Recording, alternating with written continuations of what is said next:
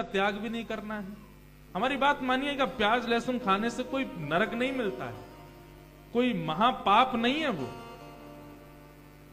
लेकिन हां, हमारे प्रिय को जो प्रिय है वो हम करें। भावे मोहे सोई जोई जोई करे प्यार, जोई जोई प्यारो करे सोई मोहे भावे, जोई जोई प्यारो करे सोई मोहे हमारे भावे। श्री तरवंश महाप्रभु इस चतुरासी जी में सबसे पहला पद यही कहते हैं, जोई जोई प्यारो करे सोई मोहे भावे, भावे मोहे सोई जोई जोई करे प्यारे। ठाकुर जी उसका त्याग करते हैं, उसको मैं कैसे स्वीकार कर सकता हूं? ठाकुर जी ने जिसको स्वीकार नहीं किया अपने भोग में, अपनी सेवा में, हम अपने केवल जीव के लिए उसको कैसे स्वीकार कर सकते हैं, कैसे अंगीकार कर सकते हैं? अनन्यता नष्ट होती है। अगर आप अनन्य भक्त नहीं हो ठाकुर जी के, केवल क्या बोलते हैं उसको, सीजनल, कभी कभी जरूरत पड़ने पर भगवान के पास जाते हैं, तो फिर आप खूब खाइए, लेकिन आपका जीवन कृष्ण मन कृष्ण धन कृष्ण ही हमारो मन, आठों याम ऊधो हमें कृष्ण ही सो काम है। कृष्ण आपका धन है, कृष्ण आपके प्राण है, कृष्ण आपके जीवन है, तो उनके लिए ये त्याग तो आपको करना पड़ेगा।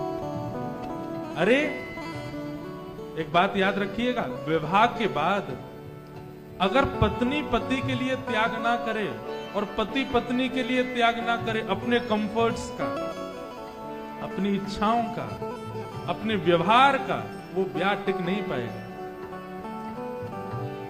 या फिर उसमें ब्याह टिकेगा, लेकिन कैसे टिकेगा? फिर वो मजबूरी में टिकेगा, या तो एक कोई सेक्रीफाइस कर रहा होगा उसमें, और वो विवाह अच्छा नहीं होता। पति ने कह दिया मैं तो ऐसा ही हूं, स्वीकार करो, मैं नहीं बदलूंगा अपने आप को तुम्हारे लिए। पत्नी कह दे मैं तो ऐसी ही हूं, अब नहीं बदलूंगी, तो फिर वहां पर निभाना पड़ता है। बोले भाई अब क्या करें, अब जीवन है, ठीक है जितना दिन है काटो, प्रेम थोड़े है। ठीक वैसे ही जब आप कह देते हैं नाथ तिलक तो पहनेंगे, कथा तो सुनेंगे, पर ये नहीं छोड़ेंगे, खाना पीना तो हमारा चलेगा। ठाकुर जी कहते हैं निभाऊंगा भैया, और क्या करूं, मेरे पास और कोई चारा नहीं है। तो जिस प्रकार एक दुखित पत्नी निभाती है पति के साथ, निभाती मतलब जबरदस्ती, बस रह रही है कि जब तक मेरे प्राण हैं रह लूं मैं, माता पिता की नाक का सवाल है। ठीक वैसे फिर ठाकुर जी भी वही विचारधारा आपके लिए रखते हैं, क्या करें, निभा लो। लेकिन हमारे महाप्रभु जी कहते हैं कि अगर इस पथ पर आए हो, प्रेम पथ के मार्गी बने हो, जोई जोई प्यारो करे सोई मोहे भावे, जोई जोई प्यारो करे सोई मोहे भावे, भावे मोहे सोई जोई जोई कर प्यारे, भावे मोहे सोई जोई जोई करे प्यारे, जोई जोई प्यारो करे सोई मोहे भावे, जोई जोई प्यारो कर सोई मोहे भावे, भावे मोहे जोई सोई कर प्यारे, भावे मोहे जोई सोई सोई करे प्यारे। तो मध्यम भक्त के लक्षण क्या हैं? ठाकुर जी से प्रेम करता है और ठाकुर जी के जो हैं उन्हीं से मित्रता करता है, उन्हीं को अपने जीवन में स्थान देता है, अन्य किसी को नहीं देता। ठीक है, काम बनाने के लिए 2-4 दिन की वार्ता भले ही कर ले, पर अपने अंतस्थ में स्थान उसी को देगा जो ठाकुर जी का है, जो ठाकुर जी से संबंध मानता है। तो प्रेम, मैत्री, 4 बातें हमने बताई कि प्रेम, मैत्री, कृपा और उपेक्षा। तो प्रेम ठाकुर जी से। जय हो बात से गोपाल जी हो रहे हैं। मैया ने घुमा लाओ, बाहर घुमा लाओ थोड़ा सा। हाँ, माता जी सोच रही यहीं चुप है जा, जाड़ो पड़ रो बाहर। क्या बता रहा था मैं? प्रेम, मैत्री, अब आती है तीसरी बात, कृपा। तो बोले कृपा किस पर करे? जैसे माइक फीको पड़ गया आपका।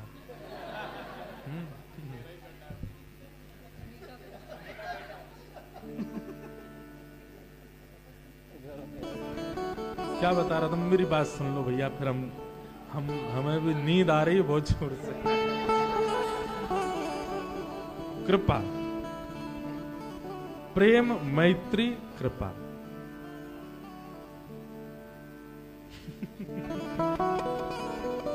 कृपा, तो कृपा किस पर करता है? जैसे कोई ठाकुर जी के विषय में जानता ही नहीं है, उसे कुछ पता ही नहीं है, उसको बिल्कुल इस विषय का ज्ञान ही नहीं है, लेकिन वो हृदय से बड़ा सीधा है, सरल है, उसको किसी ने बताया नहीं है, लेकिन आप चाहें तो उसको बता सकते हैं। उसको बताना कि भाई देखो, सेवा की पद्धति ऐसी होती है, तिलक का नियम ऐसा होता है, भगवान के भजन का नियम ऐसा होता है, गुरु कृपा का नियम ऐसा होता है, आदि आदि ये सब भाव उसको बताना। वृंदावन का नियम ऐसा है, बरसाने का नियम ऐसा है, गोवर्धन का नियम ऐसा है। ये क्या है? ये कृपा है कि आप उसे बता रहे हैं। बस अन्यथा मत लेना बात को, पर ये कथा हम सुना रहे हैं, ये कृपा ही है कि हम बता रहे हैं, हम आपको समझा रहे हैं, हम आपको कुछ नवीनता दे रहे हैं, ये कृपा है। तो उत्तम मतलब ठाकुर जी से प्रेम करे, उनके दासों से मित्रता करे, और जो ठाकुर जी के विषय में नहीं जानते हैं उन पर कृपा करे। अब इसमें एक बात बहुत ध्यान से समझने की है, किसको ठाकुर जी के विषय में बताना है ये भी बहुत सोच समझ करके। हर किसी को ठाकुर जी के विषय में जानकारी नहीं देनी है। अपने भाव, अपनी सेवा, अपने प्रेम सबके सामने उजागर नहीं करने। 10 नामा अपराधों में एक अपराध है, क्या? कि जो योग्य नहीं है उस अयोग्य के सामने ठाकुर जी की चर्चा करना। आपको एक बात बोलें, कई बार ऐसा होता है कि कथा करने से हमारे भाव ही शून्य हो जाते हैं, और विशेष रूप से विदेश में जब कथा होती है। क्यों? क्योंकि ठीक है आप इतनी संख्या में बैठे, लेकिन कोई एक ऐसा आ गया जो केवल जबरदस्ती आया था, निमंत्रण आया, चलो वो आते हैं। कोई उसके मन में भाव नहीं था, कोई उसके मन में प्रेम नहीं है, कोई मन में समर्पण नहीं है, वो बस बैठे बैठे बस यही देख रहा है कौन क्या पहन के आया, कौन का परफ्यूम कैसा है, कौन की गाड़ी कैसी है, कौन किस भाव से बैठा है, कब कथा पूरी होगी, भोजन कब मिलेगा, इसी भाव से बैठे हैं कथा में। मतलब योग्य नहीं है, लेकिन उस योग्य के सामने वक्ता ने बैठ करके कई सारे भाव सुंदर सुंदर बता दिए और उसने वो सुन भी लिए। तो अयोग्य के सामने भगवत वार्ता करना कई बार चित्त में प्रेम को घटा देता है। कई बार हम अनुभव करते हैं, हमने अपने गुरुजनों से पूछा कि गुरुदेव भगवान इसका क्या करें, हमारा लाल जी की सेवा है। तो कई बार लाल जी की सेवा में मन में भाव घट जाता है, और उसके पीछे कारण मुझे पता है कि किसी अयोग्य के सामने भगवत वार्ता हो गई है, इसीलिए ये हो रहा है। तो ऐसे में क्या किया जाए?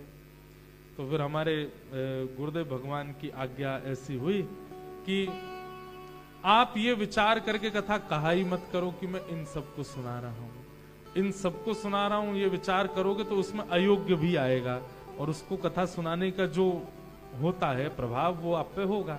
आप तो ये विचार किया करो कि मेरे चित्त में श्री ठाकुर जी विराजमान हैं, वही कथा सुन रहे हैं, और मेरे चित्त के ही ठाकुर जी सामने बैठ करके अलग अलग रूपों में बैठ करके कथा श्रवण कर रहे हैं।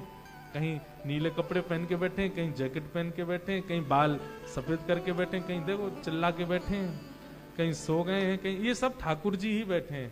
इस भाव से अगर आप सुनोगे, सब में ठाकुर जी का भाव रख के सुनाओगे, तो फिर अयोग्य व्यक्ति भी ठाकुर जी का रूप हो जाएगा, फिर उसका दोष नहीं लगेगा।